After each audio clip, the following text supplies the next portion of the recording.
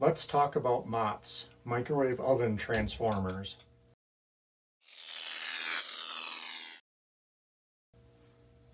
A MOT is essentially a massive hunk of laminated steel and copper windings.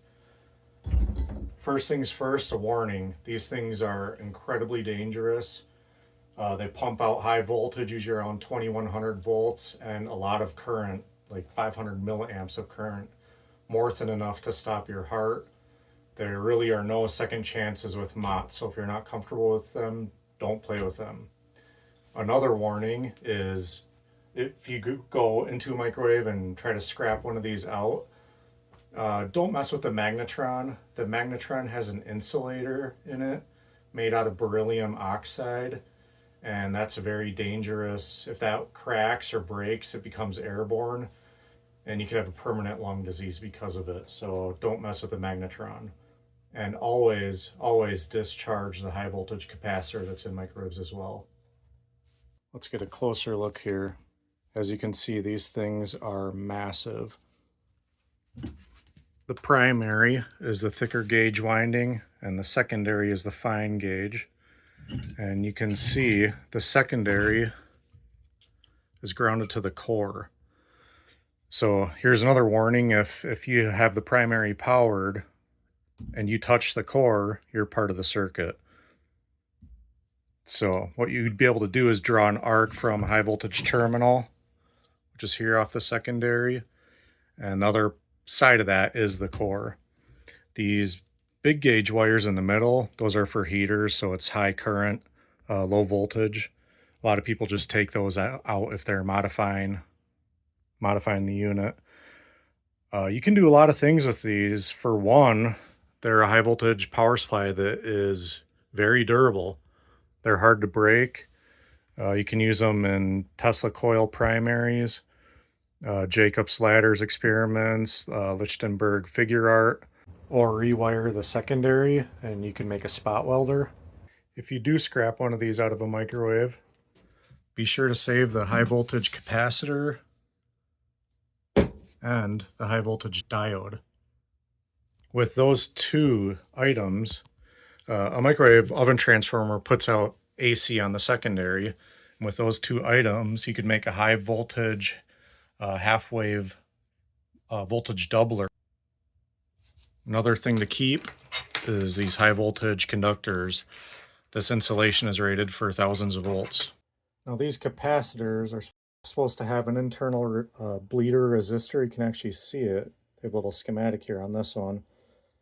So without power, these won't hold a charge. They'll slowly bleed off through that resistor, but never rely on it. You can take something like this on a stick and short out the terminals before you mess with anything. And I actually like to store these things just using a little copper shunt like that across the terminals, so no residual will ever build up and whatever's in there will bleed out. Be warned that a lot of new modern microwaves they use a solid state supply, not a magnetic transformer like these. So they're not nearly as fun. You really can't do much with a solid state high voltage microwave power supply. They're not durable. If you look at them wrong, they can burn out. They use MOSFETs or ignition gate bipolar transistors. And yeah, they're just real susceptible to burning out if you're not using the power supply in the way it was intended. Plus, they just don't have that awesome low 60 hertz hum that these do when you power them up. Now, if you were to hook this primary up to line voltage, which is 120 volts here in the US, and plug it in and short the secondary to the core, there's a good chance you'll trip your circuit breaker. These things get saturated really quick and it can just draw an enormous amounts of current.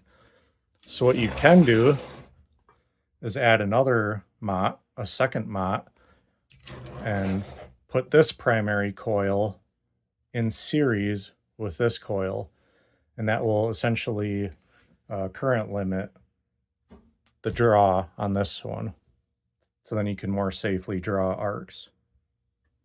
To do that, you would take your hot, bring it to the first primary, and just wire it in series, like so. Let's just listen to one of these babies purr when I hit the power switch.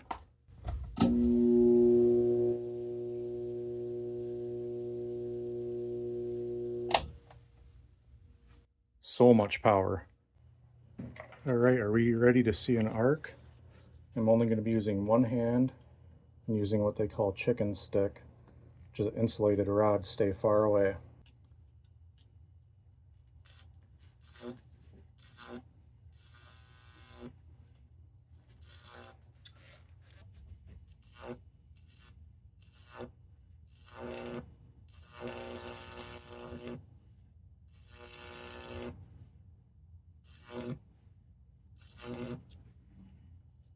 Smell ozone in the air. Now that arc was using a primary in series, as I spoke about earlier, to current limit the secondary arc. To do that, you have to short the secondary high voltage terminal to the core, and that will change the saturation of the limiting transformer to allow more current. Otherwise, you'll just get these tiny little sparks. Let's see how this does at making a Jacob's ladder.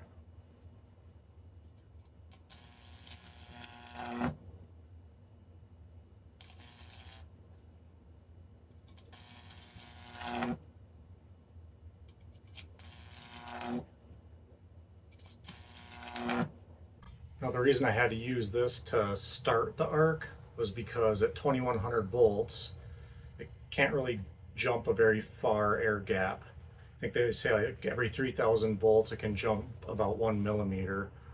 But once you get that arc started, there's tons of current behind that transformer, and that's what climbs the arc up and maintains all the way to, I probably have a 2-inch gap at the top there.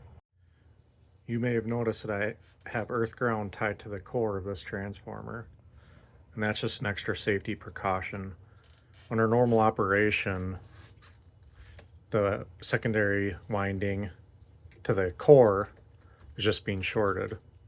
But if something went wrong, I want a current path going back to my overcurrent protection device. Now let's see how much current this actually draws when I create an arc.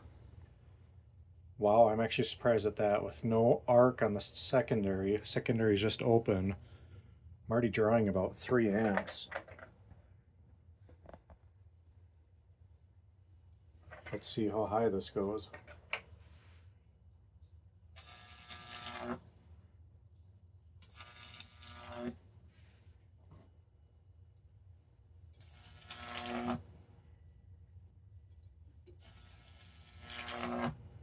And that's why you can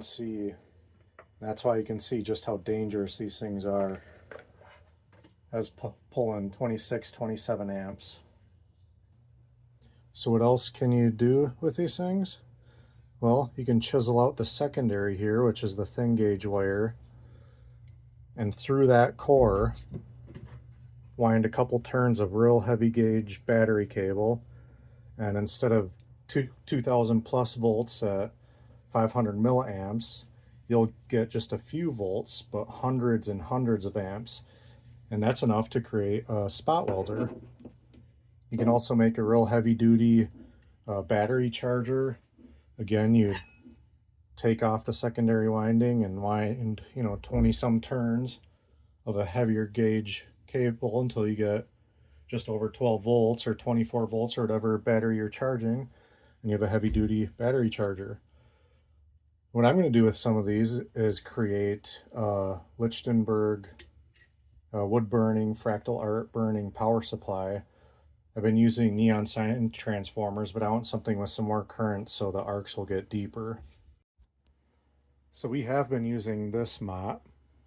Let's try using my biggest MOT. You can see much more windings, more steel core.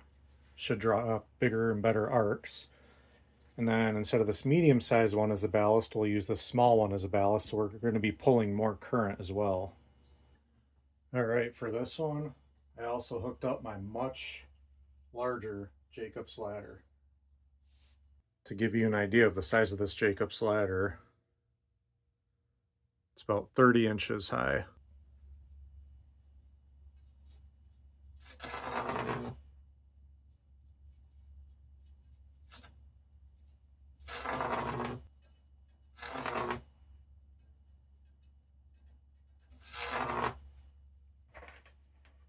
Wow, that's an unreal amount of power.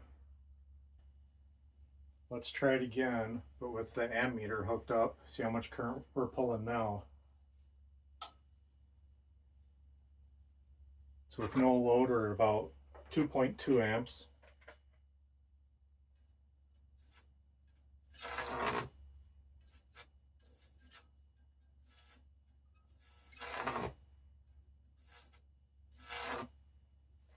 It's actually pulling less than the other setup, but the arc is more impressive. Maybe we'll play with the ballasting a little more. This time we're going to try a medium-sized MOT with no current limiter. So this thing is going to get hot quick, and we got to be prepared for a tripped breaker.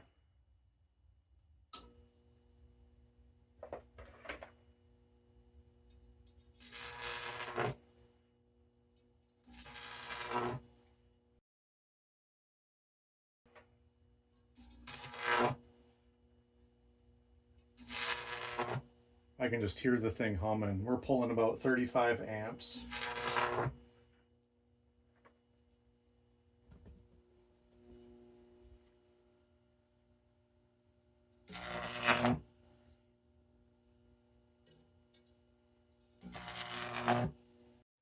All right, for our final arc, we're just going to see how big we can get this. Put two capacitors in parallel, capacitance adds in parallel, and this is my big Jacob's ladder.